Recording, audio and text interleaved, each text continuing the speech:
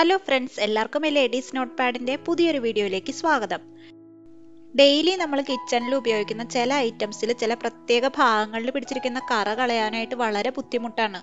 അപ്പോൾ നമ്മൾ പ്രത്യേക ക്ലീനിങ് ടൂൾസിന്റെ ഒന്നും സഹായം ഇല്ലാണ്ട് തന്നെ അടുക്കളയിൽ നമ്മൾ ഉപയോഗിക്കുന്ന ചില ഐറ്റംസ് ഉപയോഗിച്ച് മിന്നിത്തിളങ്ങുന്ന രീതിയിൽ ഇത്തരത്തിൽ കഠിനമായ അഴുക്കുകൾ എങ്ങനെ പെട്ടെന്ന് റിമൂവ് ചെയ്യാമെന്ന് വീഡിയോയിലൂടെ കണ്ടു നോക്കൂ. എല്ലാ വീട്ടിലും കിച്ചണിൽ നമ്മൾ ഏറ്റവും അത്യാവശ്യമായിട്ട് ഉപയോഗിക്കുന്ന ഒരു ഐറ്റം അല്ലേ നമ്മുടെ കട്ടിംഗ് ബോർഡ്. പലതരത്തിലുള്ള വെജിറ്റബിൾസ് കട്ട് ചെയ്ത് അതും ഇതുപോലെ നല്ലോണം കറ പിടിക്കാറില്ലേ. അപ്പോൾ ഈ കറയൊക്കെ റിമൂവ് ചെയ്യാനായിട്ട് നമുക്കൊരു ചെറിയ പൊടിക്കൈ ചെയ്താലോ. അപ്പോൾ ഇതിനായിട്ട് നമുക്ക് ആവശ്യമുള്ളത് ഒരു ലെമൺ ആണ്. ലെമൺ നമുക്ക് കട്ട് ചെയ്ത് വെച്ചതിന് ശേഷം പിന്നീട് നമുക്ക് ബേക്കിംഗ് സോഡ ആവശ്യമുണ്ട്. ബേക്കിംഗ് സോഡ നമുക്ക് ഈ കട്ടിംഗ് ബോർഡിന് മുകളിൽ നന്നായിട്ട് തൂവി കൊടുക്കാം. ലെമണിന്റെ പീസ് എടുത്തതിന് മുകളിൽ നന്നായിട്ട് പിഴിഞ്ഞതിന് ശേഷം ആ പീസ് വെച്ച് തന്നെ നന്നായിട്ടൊന്ന് സ്ക്രബ് ചെയ്ത് കൊടുക്കണം. ഒരു 10-15 മിനിറ്റ് ഇത് ഇങ്ങനെ ഇരിക്കട്ടെ കേട്ടോ. അതിനുശേഷം നമ്മൾ നമ്മുടെ സ്റ്റീലിന്റെ സ്ക്രബ്ബർ ഉണ്ടല്ലോ, അത് ഉപയോഗിച്ചിട്ട് നല്ലോണം ഒന്നുകൂടി സ്ക്രബ് ചെയ്ത് കൊടുക്കണം. ഇങ്ങനെ നമ്മൾ സ്റ്റീലിന്റെ സ്ക്രബ്ബർ വെച്ച് സ്ക്രബ് ചെയ്യുമ്പോൾ തന്നെ നമുക്ക് കാണാൻ പറ്റും കേട്ടോ കറയൊക്കെ കുറേശ്ശെ ഇളകി പോരുന്നതായിട്ട്. ഇനി വെള്ളത്തിൽ നന്നായിട്ട് കഴുകി കൊടുത്തു കഴിയുമ്പോൾ എല്ലാ കറയും പോയി കട്ടിംഗ് ബോർഡ് നല്ല വൃത്തിയായിട്ട് നീറ്റായിട്ട് കിട്ടും. അപ്പോൾ വളരെ എളുപ്പത്തിൽ കട്ടിംഗ് ബോർഡിലെ കറയൊക്കെ മാറ്റി നല്ല വൃത്തിയാക്കാനായിട്ട് ഈ ഒരു ടിപ്പ് നിങ്ങൾ എല്ലാവരും വീട്ടിൽ ചെയ്ത് നോക്കണേ. അടുക്കളയിലെ സിങ്കിൽ ഇതുപോലെ ഹാർഡ് വാട്ടർ സ്റ്റെയിൻസും അതുപോലെ മറ്റുള്ള കറകളും പിടിച്ചു കഴിഞ്ഞാൽ അത് പെട്ടെന്ന് ഇളക്കി കളയാനായിട്ട് ഒരു സൂപ്പർ വിദ്യ നമുക്ക് പ്രയോഗിക്കാം. ബേക്കിംഗ് സോഡ ഇതിന് ആവശ്യമുണ്ട്. ബേക്കിംഗ് സോഡ ഇതുപോലെ നന്നായിട്ട് സിങ്കിലൊക്കെ തൂവി കൊടുക്കാം. സിങ്കിന് പുറമേ ഉള്ള ഭാഗത്തും ഇതുപോലെ ബേക്കിംഗ് സോഡ ഇട്ട് കൊടുക്കണം. ഇനി നമുക്ക് ആവശ്യമുള്ളത് ലെമൺ ആണ്. ആദ്യം കട്ടിംഗ് ബോർഡ് ക്ലീൻ ചെയ്യാൻ ഉപയോഗിച്ചതുപോലെ തന്നെ ലെമൺ ഇതുപോലെ നന്നായിട്ട് ഈ ബേക്കിംഗ് സോഡയുടെ കൂടെ പിഴിഞ്ഞു കൊടുക്കണം. ഇനി ആ ലെമണിന്റെ പീസ് വെച്ചിട്ട് തന്നെ നന്നായിട്ട് സ്ക്രബ് ചെയ്ത് കൊടുക്കാം. ബേക്കിംഗ് സോഡയും ലെമണും കൂടി ചേരുമ്പോൾ തന്നെ ഇതുപോലെ നന്നായിട്ട് പതഞ്ഞു വരും. ഇനി സ്റ്റെയിൻസ് ഉള്ള ഭാഗങ്ങളിലൊക്കെ ലെമണിന്റെ പീസ് വെച്ചിട്ട് നന്നായിട്ട് സ്ക്രബ് ചെയ്ത് കൊടുക്കാനായിട്ട് ശ്രദ്ധിക്കണം.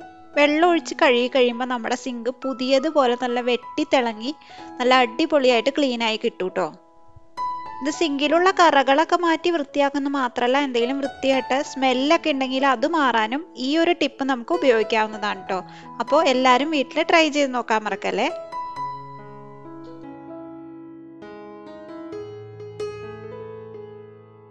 കിച്ചണിന്റെ ക്യാബിനറ്റ് ഡോസ് നമ്മൾ ഇതുപോലെ തുണി വെച്ച് ക്ലീൻ ചെയ്യുന്ന സമയത്ത് ചെറിയ ബുദ്ധിമുട്ട് ഫീൽ ചെയ്യാറില്ലേ. അപ്പൊ ഈ ബുദ്ധിമുട്ട് മാറ്റാനായിട്ട് നമുക്ക് ഹൈറ്റ് ഉള്ള കിച്ചൺ ഡോസ് എളുപ്പത്തിൽ ക്ലീൻ ചെയ്യാനായിട്ട് ഒരു വിദ്യ നമുക്ക് പ്രയോഗിക്കാം. വെള്ളമൊക്കെ തുടച്ചു കളയാനായിട്ട് നമ്മൾ ഉപയോഗിക്കുന്ന ഇതുപോലത്തെ വൈപ്പർ ഉണ്ടല്ലോ, അതിന് മുകളിൽ നമ്മൾ ക്ലീൻ ചെയ്യാൻ ഉപയോഗിക്കുന്ന ക്ലോത്ത് ഇട്ട് കൊടുക്കാം. ഈ തുണി നനച്ചിട്ട് കൊടുത്തതിന് ശേഷം ഇതുപോലെ താഴേക്ക് പതുക്കെ വൈപ്പ് ചെയ്ത് കൊടുത്തു കഴിഞ്ഞാൽ ഹൈറ്റുള്ള കിച്ചൺ ക്യാബിനറ്റ് ഡോസും നമുക്ക് ഈസി ആയിട്ട് വളരെ എളുപ്പത്തിൽ നല്ല വൃത്തിയായിട്ട് ക്ലീൻ ചെയ്തെടുക്കാം. ഇങ്ങനെ നമ്മൾ ക്ലീൻ ചെയ്യുമ്പോൾ ഒരു ബെനിഫിറ്റ് ഉള്ളത്, ഒന്ന് നമുക്ക് ഹൈറ്റ് അഡ്ജസ്റ്റ് ചെയ്യാനായിട്ട് പറ്റും. അത് മാത്രമല്ല മറ്റൊരു ബെനിഫിറ്റ്, ഓരോ തവണ താഴേക്ക് ഇതുപോലെ വൈപ്പ് ചെയ്ത് കൊടുക്കുകയാണെന്നുണ്ടെങ്കിൽ വളരെ പെട്ടെന്ന് നമ്മൾ ഓരോ തവണ തുണി വെച്ച് എത്തിച്ച് ക്ലീൻ ചെയ്യുന്നതിനേക്കാൾ കൂടുതൽ സ്പീഡിൽ നമുക്ക് ഒറ്റയടിക്ക് തന്നെ ക്ലീൻ ചെയ്തെടുക്കാനും പറ്റും കേട്ടോ.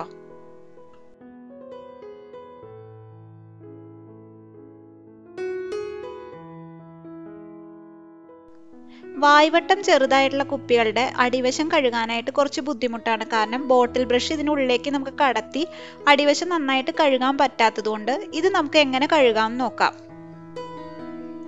ഇതിനായിട്ട് നമുക്ക് കല്ലുപ്പ് ആവശ്യമുണ്ട്. കല്ലുപ്പ് നമ്മൾ കുറേശ്ശെ എടുത്തിട്ട് ഈ കുപ്പിയുടെ ഉള്ളിലേക്ക് ഇട്ട് കൊടുക്കാം.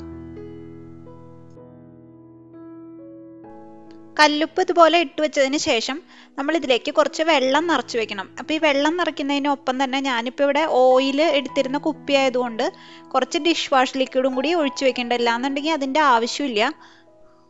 നോർമൽ വെള്ളം മാത്രം നിറച്ചു വെച്ചാലും മതിയാവും. ഒരു 15-20 മിനിറ്റ് ഇതുപോലെ ഈ കുപ്പി മാറ്റി വെച്ചതിന് ശേഷം നന്നായിട്ട് കുലുക്കി നന്നായിട്ട് ഷെയ്ക്ക് ചെയ്തെടുക്കണം. ഷെയ്ക്ക് ചെയ്ത് വെള്ളം കളഞ്ഞ് നോർമൽ വാട്ടറിൽ നല്ലോണം കഴുകി എടുത്തു കഴിഞ്ഞാൽ അടിയിൽ പറ്റി പിടിച്ചിരിക്കുന്ന കറയൊക്കെ നല്ലോണം ഇളകി കുപ്പി നല്ല വൃത്തിയായിട്ട് കിട്ടും. ബ്രഷ് കിടക്കാത്ത ഇതുപോലെ ചെറിയ നാരോ നെക്കുള്ള ബോട്ടിലുകളൊക്കെ ക്ലീൻ ചെയ്യാനായിട്ട് ഇത് നല്ലൊരു അടിപൊളി വിദ്യയാണ് കേട്ടോ. അടുക്കള ക്ലീൻ ചെയ്യുമ്പോഴൊക്കെ നമ്മൾ സ്റ്റൗവും വൃത്തിയാക്കാറുണ്ടല്ലേ, പക്ഷെ സ്റ്റൗവിന്റെ പുറമേ ഉള്ള ഭാഗം നമ്മൾ വൃത്തിയായിട്ട് തുടച്ചു വെക്കുമെങ്കിലും ഈ ഇടയിൽ ഇങ്ങനെ ഗ്യാപ്പ് ഉണ്ടല്ലോ, ഈ ഗ്യാപ്പിന്റെ ഇടയിലുള്ള ഭാഗം അവിടെ ഫുഡ് പാർട്ടിക്കിൾസും അതുപോലെ അഴുക്കൊക്കെ അടിഞ്ഞുകൂടി വൃത്തികേടായിട്ട് ഇരിക്കാറുണ്ട്. അപ്പൊ ഇത് നോർമൽ നമുക്ക് തുണി വെച്ച് വൃത്തിയാക്കാൻ ബുദ്ധിമുട്ടായതുകൊണ്ട് വേറൊരു എളുപ്പ വഴി കൂടെ നമുക്ക് വൃത്തിയാക്കിയെടുക്കാം. ഈ ഗ്യാപ്പ് വളരെ നേരിയതായതുകൊണ്ട് തന്നെ ഞാനിവിടെ സ്ക്രേപ്പർ ആണ് കേട്ടോ യൂസ് ചെയ്തിരിക്കുന്നത്. ഇതിനിടയിൽ ഏത് സാധനമാണോ ഫിറ്റ് ആകുന്നത്, അതുപോലത്തെ ചെറിയ സ്പാച്ചുലാസ്, നല്ല ഷാർപ്പ് എഡ്ജുള്ള ഐറ്റംസ് വേണം നമ്മൾ യൂസ് ചെയ്യാനായിട്ട്. ഈ സ്ക്രേപ്പർ ഉപയോഗിച്ച് ഇതുപോലെ നന്നായിട്ട് ഉരച്ചു കൊടുത്തു കഴിഞ്ഞാൽ ഇതിനിടയിൽ നിന്ന് ഈ ഫുഡ് പാർട്ടിക്കിൾസും അതുപോലെ അഴുക്കൊക്കെ നല്ല ഈസി ആയിട്ട് പുറത്തേക്ക് വീണ് കിട്ടും. ഇനി നമ്മൾ നോർമൽ വൃത്തിയാക്കാൻ ഉപയോഗിക്കുന്ന തുണിയോ അല്ലെങ്കിൽ ടിഷ്യൂ പേപ്പറോ എന്തെങ്കിലും വെച്ചിട്ട് ഇതുപോലെ നന്നായിട്ട് ഒന്നുകൂടി ഒന്ന് തുടച്ചു കൊടുത്തു കഴിഞ്ഞാൽ എല്ലാ അഴുക്കും പുറത്തു വീണ് നല്ല സ്റ്റൗ പൂർണ്ണമായിട്ട് നമുക്ക് വൃത്തിയാക്കി കിട്ടും.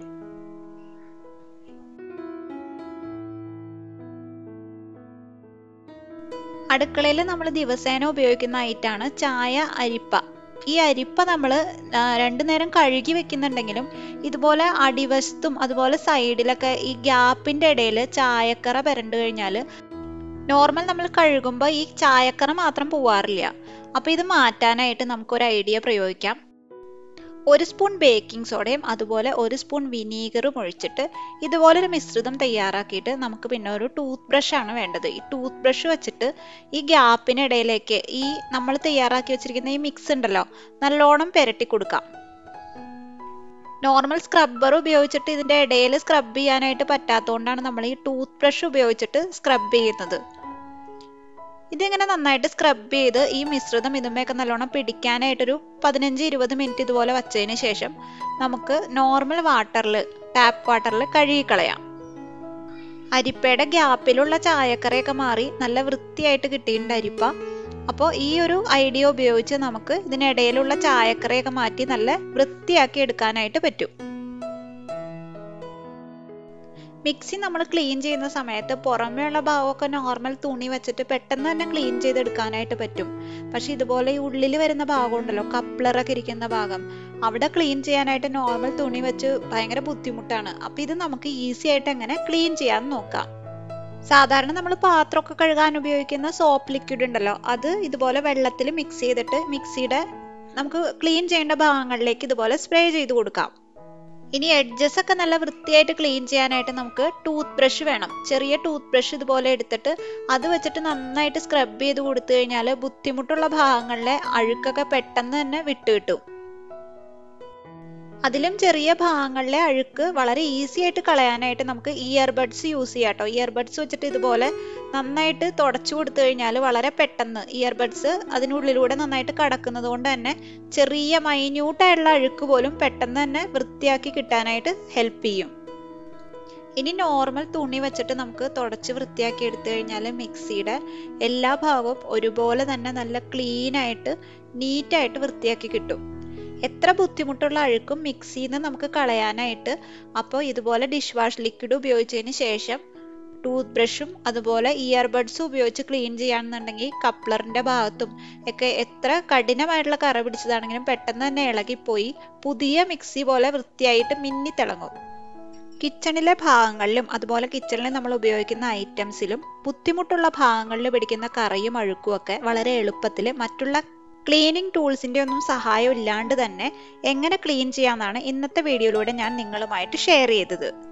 അഡീഷണൽ ആയിട്ട് നിങ്ങൾക്കറിയാവുന്ന ടിപ്സ് കമന്റിലൂടെ അറിയിക്കാവുന്നതാണ്. അപ്പോൾ വീഡിയോ ഇഷ്ടമായാൽ ലൈക്ക് ചെയ്യാനും കമന്റ് ചെയ്യാനും ഷെയർ ചെയ്യാനും മറക്കരുത്. നല്ല വീഡിയോസ് കാണാനായിട്ട് ചാനൽ സബ്സ്ക്രൈബ് ചെയ്യാം. അടുത്ത നല്ലൊരു അടിപൊളി വീഡിയോ ആയിട്ട് ലേഡീസ് നോട്ട്പാഡിന്റെ പുതിയൊരു വീഡിയോയിലൂടെ നമുക്ക് വീണ്ടും കാണാം.